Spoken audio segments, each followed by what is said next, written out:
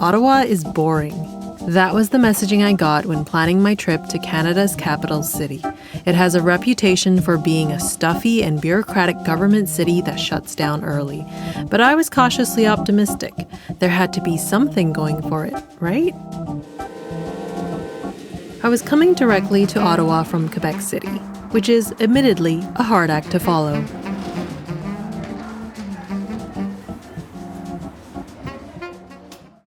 I think when a city or a place doesn't immediately reveal itself as a travel destination, you really have to come with no expectations and look at where its strengths might lie.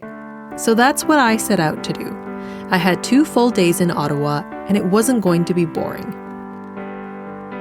On first impression, yes, this 100% feels like a government city.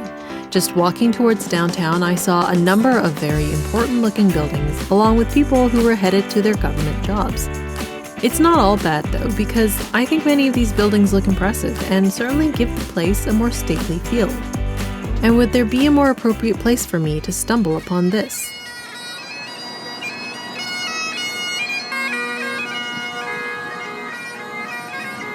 Every day at every hour, the changing of the sentries takes place at the tomb of the unknown soldier.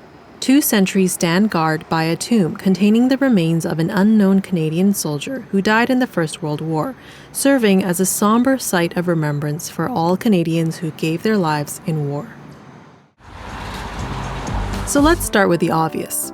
Ottawa's most popular attraction, and also the most important of the important-looking buildings, would be none other than the Parliament buildings. And of course, it's undergoing renovations until 2031. This unfortunate situation aside, I could still appreciate that architecturally, these Gothic Revival-style buildings are beautiful, especially when viewing them from the other side. While visiting the Parliament might not be everyone's idea of fun, it is free. And there are 4 different experiences you can book. I went with the tour of the House of Commons, which I found pretty interesting.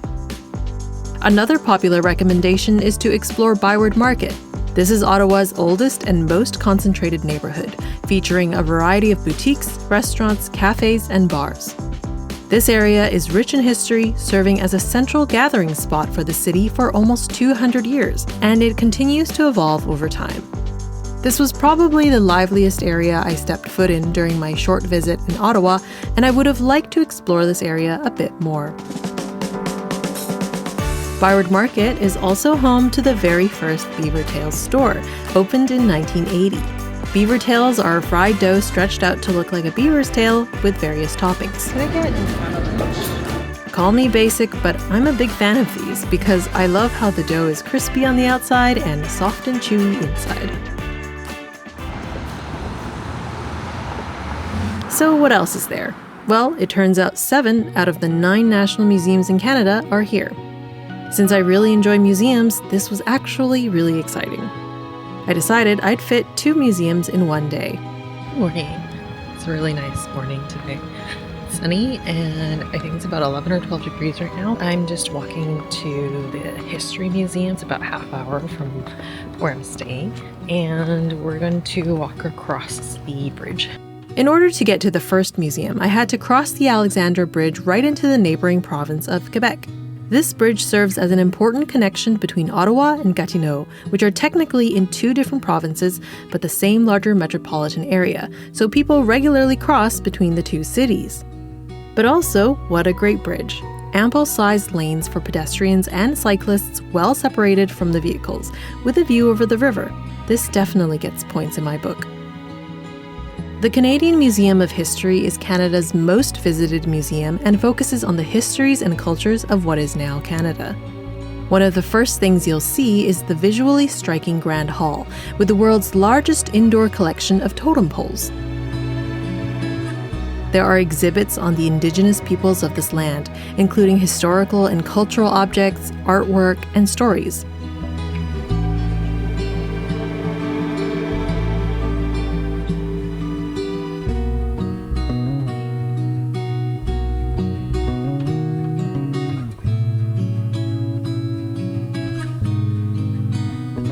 The Canadian History Hall features an extensive exhibition on Canadian history organized chronologically.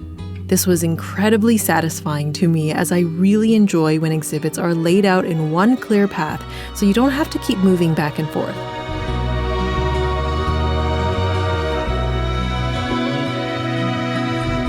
Additionally, there was a Canadian stamps exhibit,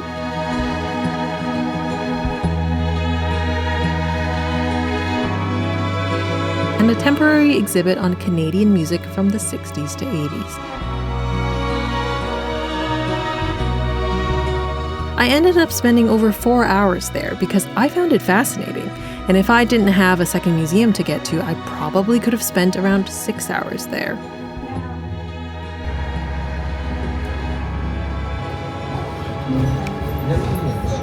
Back in Ottawa, I headed to the Canadian Museum of Nature, a natural history museum with exhibits on dinosaurs, mammals, bugs, birds, geology, and more.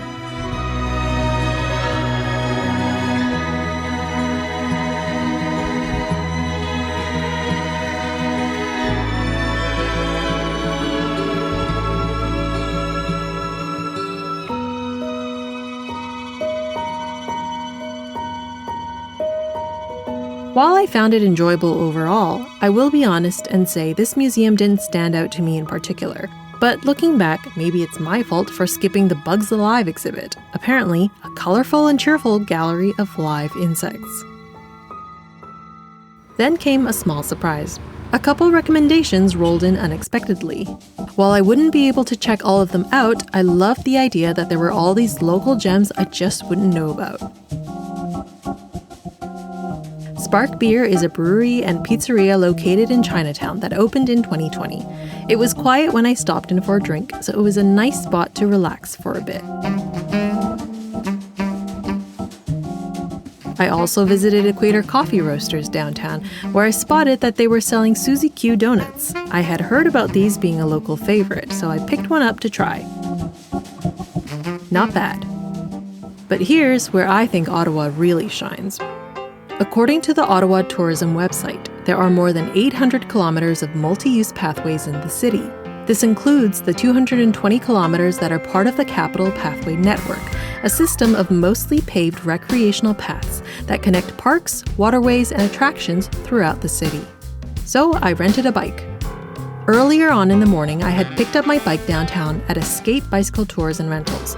They were super friendly and helpful and got me all set up with the bike and recommended some routes. I started by riding down along the Rideau Canal. 10 minutes in, I was already convinced that this was the best way to see the city. I loved riding along the waterways and green spaces without having to worry about dodging cars, and the beautiful weather was an added bonus. Since I had all day with the bike, I could cover quite a bit of ground. Here's what I saw on my ride. The Hartwell's Locks, 2 of the 46 locks along the Rideau Canal which help raise boats upstream. Hogsback Falls, artificial waterfalls created after a dam was built here in order to control the flow of water for the Rideau Canal. Rideau Falls, where I took a break at the gastropub overlooking the waterfall and river.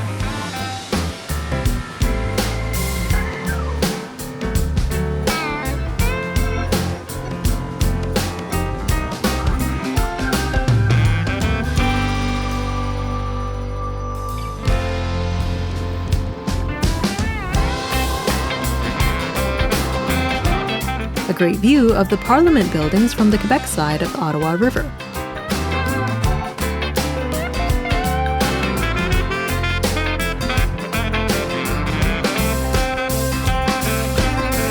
Rock sculptures at Remick Rapids Park. And finally, I rode to the Wellington West neighborhood, where I found a cafe to park my bike and cool down.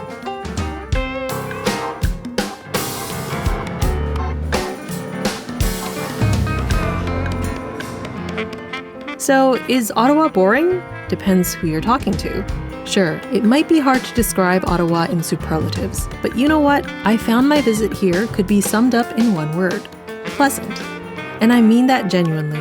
I was never bored during my 2 days here, and I just know there are more local gems that I didn't get to visit. So it depends. What's boring to you? There was one more thing I needed to do while I was here in Wellington West. A trip to Ottawa isn't complete without some shawarma. Sometimes referred to as the shawarma capital of Canada, there are more shawarma restaurants here than there are gas stations. This can be traced to the large Lebanese population that has settled in Ottawa starting in the mid-70s. This spot seems to be a local favorite, known for their huge portions. I hope I've at least somewhat convinced you that Ottawa is worth a stop. Or hey, maybe I'm the boring one. Regardless, it was time to shift gears because the city I'm headed for next moves at a very different rhythm.